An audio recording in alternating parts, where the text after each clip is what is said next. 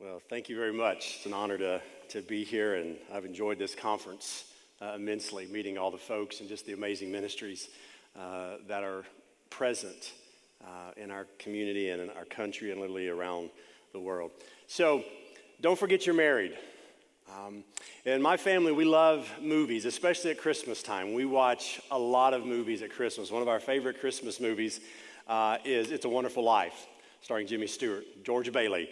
And one of my favorite scenes in this movie is when George has just gotten married to Mary, and then the Great Depression hits. You know, the stock market collapses, and suddenly George runs up to the Bailey Savings and Loan, and he starts getting in crisis mode. And he's trying to save his business there, and he's there all day. And they survive this chaos, this craziness. And then there's this moment when he has this realization. He says, "Holy mackerel, I'm married." And he realizes it was his wedding day, and he's supposed to be on his honeymoon, but he completely forgot because he got so caught up in the crazy of the moment. And so, now to his credit, he'd only been married about an hour or two, so it's still new to him. But in that moment, he's overwhelmed with everything going on around him that he forgot about his marriage. And fortunately, he goes home, and his wife had not forgotten about the marriage, and she's prepared a lovely meal and this place and a romantic evening, and they survived that. But a lot of times, as special needs parents, as individuals and leaders who work and serve with special needs parents, sometimes we can forget that we're married. We forget about our marriage, and trying to do everything else, we forget probably the most important relationship we have in this life. So 25 years ago, 1998, a youth pastor and a music therapist got married. They walked out of the church with grand ideas and big plans of what they were going to do and how their life was going to look, and they were absolutely clueless. They had no idea what the next 25 years was going to look like. This is my wife and myself leaving the church back in 1998 on a cold January afternoon. 25 years later, it looks like this. 5 kids, 3 adoptions. We have 4 grandbabies. We have 2 daughters with Down syndrome. We have 1 daughter that, due to early childhood trauma in her birth family, there's mental health challenges. And so our life is very busy most days. Our life is crazy most days. We oftentimes refer to our family as the Chatman Zoo. It's kind of crazy, and every day is unpredictable. And every day there's something happens and goes on. And some days, if my wife and I were both honest, I believe that we would probably say that, yes, we forget about our marriage. Now, we don't literally forget that we're married. We see each other. We're oftentimes working together, but sometimes we forget about our marriage because we're so busy in the crazy and the chaos of our life as special needs parents and as ministry leaders in disability and special needs ministry that we forget about our marriage. And that's pretty dangerous. I want to share this quote from Sandra Peoples. I came across this a few months ago, and she said this. She said, "For many of us who are caregivers, we may never be empty nesters. So we need to invest in our marriages so they stay strong for the long haul." And I echo that truth. That is so important that we invest in our marriages. So in the midst of the chaos, in the midst of the crazy, in the midst of the hard and the difficulties that we face, our marriages stay strong. Our marriages are actually an oasis that refresh us. But far too often, that's not the case. I want to think about one word this morning, and that word is together. Together. And it's a very important word when it comes to marriage. And we learned this from the scriptures in Matthew chapter 19, verses 3 through 6. Jesus is approached by the Pharisees, and it says this. It says, some Pharisees came to Jesus, to test him. They asked him this question. They said, "Is it lawful for a man to divorce his wife for any and every reason?" In verse 4, Jesus replied, and he said, "Haven't you read that at the beginning the Creator made them male and female?" Verse 5, and he said, "For this reason, a man will leave his father and mother and be united to his wife, and the two will become one flesh. And in verse 6, we find our word. So then they are no longer two, but one flesh. Therefore, Jesus says, what God has joined together, let no one separate. Now, we oftentimes think, let no one separate. That no one is probably referring to maybe an extramarital affair, someone coming between the relationship between husband and wife. But you know what? Sometimes that someone becomes our kids. It could become our business, our hobbies, and certainly, I think most often, if you are a parent loving and raising a child with disabilities or special needs, it oftentimes is your child. Your child comes between you and your spouse. They have great needs, they have great cares and issues, and we can let them come between us. But we must be reminded that Jesus said God's intention was for a man to leave his father and mother and be united to his wife, and they are joined together. So I want to take that word together that God has given us, and that's the goal, that's the idea of every marriage on the planet. God is pro-marriage, God loves marriage, and he brings men and women together, and he wants us to stay together. But not just stay together, he wants us to do life together. And I'm going to give you three things right fast, three areas that I think every parent, really every marriage, but specifically for special needs parents, three areas that we have to be together in, so that our marriages are healthy for the long haul, so that our marriages are an oasis in the midst of the chaos and the crazy and the difficulties and the challenges that we find ourselves in on a regular basis. So the first thing is this. Number one, we have to parent together. Got my slides behind here. There we go. We have to parent together. Now that sounds like a no-brainer, but here's what I see so often. And I know there's many scenarios, and we can't cover all of them in this brief time, but I want to focus on one that I see very common in special needs marriages, that we're not parenting together. We need to parent together. Here's what I see happen a lot of times. You have dad the fixer and the mama who is mama bear. We are fixers. And so suddenly we find ourselves with a child with a disability or a child with a special need, and we can't fix that. Suddenly our brains start scrambling, and we're trying to figure out, okay, what does this mean? I didn't see my life going this way. I didn't think this was going to happen. I have no idea what this diagnosis even means. And so I'm already scared. I'm already overwhelmed. I'm already kind of feeling like I'm not in control here, and I can't see anything that I can do to fix this situation. Opposite of that, what I oftentimes see is moms embrace this life faster. And the mama bear, they kick into mama bear mode, and they're like, I am going to learn everything I can about this disability. I'm going to learn everything I can about this diagnosis. And they begin pouring, spending hours in front of the computer on the internet, researching and learning and studying. And they just jump in there. I'm going to protect my little cub. I'm going to make sure they have every opportunity. I'm going to make sure they defy all the odds, that they hit every ceiling. I'm going to jump in here. And they just get so hyper-focused on the child and on meeting that need that they forget, I'm married. And they look at dad who's struggling because he's a fixer and he can't fix this. And oh, by the way, a study that came out of the Journal of American Medical Association, 26% of dads show signs of depression 3 to 6 months after the baby is born. We oftentimes think of the moms having postpartum depression, but there is a significant number of dads that literally go through postpartum depression. They become depressed. So if suddenly that child, and that's just across the board with all parenting, all births, but if now suddenly that child has a special needs or a disability, I believe that likelihood even increases. And so here you've got a dad who is a fixer and can't fix this, and he may be struggling with some kind of postpartum depression, and mom has kicked into mama bear, and she's taking care of everything, and she just kind of forgets about him because he's not moving at her pace, at her speed, because guess what? Men and women process differently. We do things differently. And so she's jumping in here, and I'm not speaking bad of her. I mean, this is oftentimes necessary. So here she goes, but what happens is he kind of gets pushed out.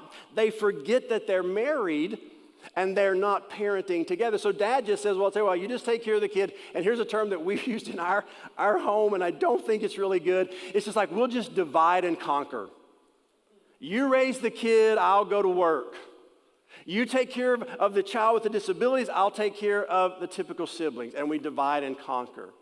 It gets the job done, but I think it's detrimental to the marriage. We're not parenting together. We're not making decisions together. We're not researching. And moms, listen, I understand. Sometimes, and I have to challenge dads, you've got to get in there. You've got to parent. You're called to parent this child just as much as the mom is. But we've got to learn to do this together. We've got to come together. We've got to research together. We've got to say, what's our strengths? We are better together. God gave this child to both of us. And we have strengths, and they differ, and we've got to learn to maximize those. My wife is so much better at things than I am. She's so much more organized. I came to this conference, I just left. She's in charge. Nothing will look different at our home. If my wife goes away for a weekend, our cabinet is full of notes. I mean, she's making sure I remember everything, because I would probably forget. We run about an hour behind when I'm in charge. We have different skill sets. But that's not a negative, that's actually a positive. And so we've got to learn to parent together. So as parents, to keep our marriages healthy, the first place to start, I believe, is we've got to parent together, okay? Secondly, we've got to play together. We've got to remember to play together. This is probably what brought us together in the first place. It wasn't parenting, hopefully. Sometimes it is. But hopefully we were playing together. We were enjoying each other's company. We talked. We took walks. We laughed, we went on dates, we watched movies, we made out. We were playing together. And that's what brought us together. But suddenly we have kids and we forget our country. And you see this not just in disability and special needs. We are a kid-centered society. We just bowed. Our job is we're going to make sure they have the best childhood possible. I see my friends that have little boys in Little League. They are playing with and wearing equipment that used to be reserved for the major leagues. When I played Little League ball, we got a t-shirt and a cap if fundraising was good that year. You wore your jeans, you found a glove in the attic somewhere. Today, we're just spending so much money to make sure our kids have the best experience ever. And unfortunately, we're not playing together. We're playing with our kids. And we're not playing together as husband and wife. And so we become, like that old song from Frank Sinatra, we become strangers in the night, exchanging glances, and that's about it. And we need to be exchanging a whole lot more. But we're not, because we're not playing together. We're focused on our children. And I understand when we have special needs, there's a lot that needs to be done there. But we have got to continue to learn to play together. One of the best things we can do for our marriage is to enjoy it. We were intended to enjoy our marriage. The marriage relationship is the most unique and special relationship on the earth. It's surely the only relationship where we can really, truly experience the fullness of the word love that we have one word for in our English language. We love tacos and we love our wife, right? But in the Greek language, there's several words used there. The marriage relationship is really the only relationship that has can use all of those words for love. It's this unique relationship, and it is to be an oasis, and one of the best things we can do for our marriage is to enjoy it. I know whoa, Steve. Where do we find the time? Where do we find the time in the midst of the crazy challenges that we face? Came across this recently. If you only spend 30 minutes a day having fun as a couple, the impact would be considerable. And this is still only 2% of your day. 2% of your day. I can find 2%. Couples that have fun together don't find time for it, they make time for it. Watching a favorite show together, taking a little 30-minute, just a respite time, just something, some way, finding something we enjoy doing, something that is mutually satisfying, spending some time having fun together. Friendship and romance is vital to a healthy marriage. For our marriage to be an oasis in our home, we have to play together.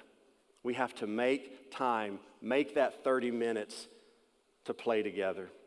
We got to parent together, play together, and then finally we got to pursue God together.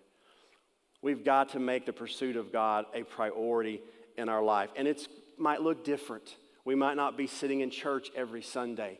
We might not be going to the couples retreat and the couples Bible story or Bible study every week, but we've got to find time to pursue God together. I found some interesting research recently out of Harvard University. They came across this study. They said regularly attending church services together reduces a couple's risk of divorce by nearly 50%. Simply attending worship services together reduces the risk by 50%. This thing came out several years ago. I remember hearing a pastor quoted at a marriage, and I was like, that cannot be real. And I did some research, and I found in the Journal of Marriage and Family, the divorce rate among couples who pray together is less than 1%. Now, that's not just saying grace at mealtime. That's couples who pray together regularly. They're praying with each other and for each other. That praying together is a regular, routine part of their marriage and their life and part of their pursuit of God together. People that do this, 1%. 1%. To me, that's just amazing. Now, what do all those numbers and all those things tell us? Listen, couples that pursue God together. Couples that pursue God together. Ted Lowe in his book, and this is a great book I recommend, it's called Our Best Us. He said something changes inside of us, and this is talking about when we pursue God as a couple. Something changes inside of us that radically impacts the things that come out of us. See, our environment and our circumstances are impacting us as special needs parents. It's hard. It's hard. And so oftentimes, as parents and as couples, we don't make bad decisions because we're bad people. It's because we're tired and we're empty. And so we've got to pursue God together. And as we pursue God together, the Bible says in Galatians 5, it talks about the fruit of the Spirit versus the fruits of the results of the flesh. The fruit of the Spirit, love, joy, peace, patience, kindness, goodness, gentleness, self-control. These are the things that starts getting inside of us as we pursue God, and it radically impacts what comes out of us. It radically impacts the words we use. We're no longer judging each other and putting each other down and cutting each other, but we're loving each other. We're extending grace to one another. We're experiencing self-control with each other. We are loving each other. God is radically transforming us. And it works best when we're doing this together, when we're finding a way. Maybe we do a little couples devotion together. We pray together. Maybe we find a way to go to church together or watch it online together, but we make time in our relationship to pursue God together. 3 things: parent together, play together, pursue God together. We want our marriages to be an oasis in the midst of the chaos and the challenges. And I believe if we can learn to do these 3 things consistently, it'll be just that. The Bible tells us in Ecclesiastes 4, 9 and 10, 2 are better than 1 because they have a good return for their labor. If either of them falls down, one can help the other up, but pity anyone who falls and has no one to help them up. 5 years ago, this past year, my wife and I celebrated 25 years of marriage. 5 years ago, we were approaching our 20th anniversary. And we had just gone to a funeral in Chattanooga. We were driving back to our hometown, and it was dark. And we hadn't been communicating well, and we weren't together like we should be. And we're driving up there, and I remember at one point I said, "Well, we need to talk about something." I said, "Well, hey, our 20th anniversary is coming up soon. That's a big deal. We should probably do something big about that." And that question actually kind of led to an argument, not a very pleasant conversation, which then led to silence. And so we're just driving in the dark, and I'm like, this is great. We got about an hour to go, and now we're not even talking to each other. And as we're sitting there, and I'm just thinking, and this thought came to me, and I said, "Hey, I know what we should do for our 20th wedding anniversary." And she kind of was like, "What?" And I said, "We should get marriage counseling." And it's like, "Are you being silly? Are you being?" And I said, No, I'm actually serious. We were not looking at divorce or anything like that. We're committed to one another, but we were not doing a lot of things together. We were not crushing it. And so we did. We went and got some marriage counseling. We had some friends that's what they do, and we went and got some marriage counseling. And I never forget one of the things that they told us. They said, "Steve and Lori," they said, "you guys are a really, really good team. You're really good. You do a lot. You take care of a lot of people." And he said, "But you're also both incredibly unselfish." Which I'm thinking, oh, well, thank you. That's good, right? I mean, that's unselfishness. But they said, but the problem is, you're not focusing on your marriage. You're not taking care of each other. You're taking care of everybody else, but you're not taking care of each other. And you're both too unselfish to demand more attention from one another. So it's like, oh, so that's not a compliment. It's like, no, it's not. This is not healthy. We are a good team. We take care of a lot of people every single day. But we have to be diligent, and sometimes we do, sometimes we don't. But we have to be diligent to be together, to parent together, to play together, to pursue God together, so that our marriage continues to remain, to be an oasis and gets even better, even as our life changes and the challenges increase. So parents, and those of you that are caring for and leading parents, parent together, play together, pursue God together. And there are so many wonderful organizations right here at this conference this weekend that can provide resources and help and encouragement for you. The one that I'm a part of, Rising Above Ministries, give a little shameless plug there. We have a great organization, and we would love to help you. 3 things to do, and I'm done. What do you do next? 3 things. Have a conversation. Talk to your spouse. Make time. Talk about this. Hey, let's talk about our parenting. Are we parenting together? Let's talk about our play. Are we playing together? How's our romance and friendship? Are we pursuing God together? Where are we at? Have a conversation. Make a plan. What do we need to do to change that? What do we need to do to fix that? What do we need to do? Make a plan. Who do we need to talk to? Get help if you need it. There is no shame in asking for help. It's the most courageous thing you can do. Get some help if you need it. Have a conversation. Make a plan. Ask for help if you need it. Rising Above Ministries is who I'm part of. We have great resources, as do so many of these organizations. Get help, reach out, utilize the resources available. Make your marriage the oasis God intends for it to be, because He is the one that brought you together, and He wants you to stay together and be healthy. Thank you guys so much. God bless you.